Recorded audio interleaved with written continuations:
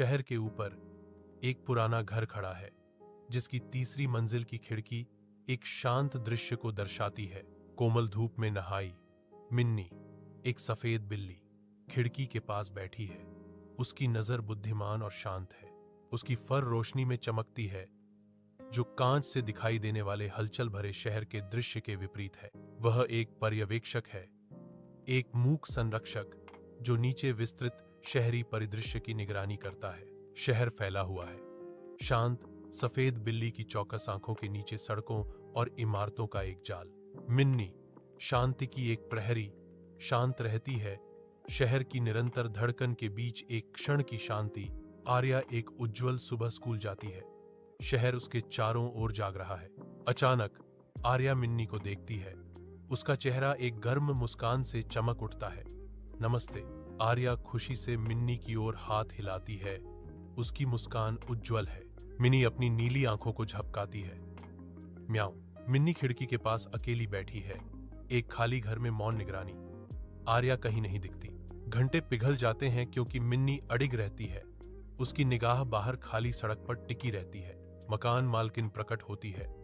उसका चेहरा चिंता से भरा हुआ है। मिन्नी को ठंड से आश्रय लेने का आग्रह करती है, लेकिन मिन्नी अडिग अपनी जगह छोड़ने से इनकार करती है। उसकी उम्मीद बढ़ती रात के खिलाफ एक नाजुक लौ है। एक एम्बुलेंस सड़क पर दौड़ती है, जिसका सायरन पल भर के लिए सुबह की शांति को भंग कर देता है। दो आकृतियां दौड़ती हुई गुजरती हैं, एक स्ट्रेचर को एम्बुलेंस के खुले दरवाजों की ओर ले जा रही है। आर्या की मां घबराहट में उनके पीछे दौड़ती है। उसका चेहरा चिंता और निराशा से भरा हुआ है। मिनी घड़ियां, उसका भाव उसके सामने हो रहे दृश्य के रूप में तीव्र घबराहट का मुखौटा था। मिन्नी के गर्म घर के अंदर मकान मालकिन मिन्नी को गोद में लिए हुए है। उसका चेहरा कोमल चिंता से भरा हुआ है। मकान मालकिन सांत्वना देती है, उसकी आवाज कोमल है।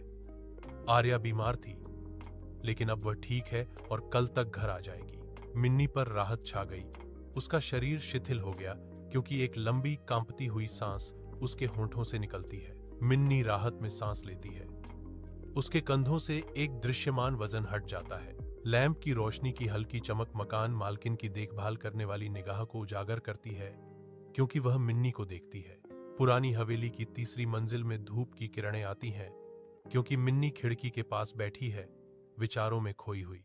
सुबह की शांति नीचे सीढ़ियों से कदमों की हल्की गूंज से टूट जाती है। जैसे जैसे कदमों की आवाज तेज होती जाती है, हवा में एक तात्कालिकता की भावना भर जाती है। आर्या कमरे में दौड़ती हुई आती है।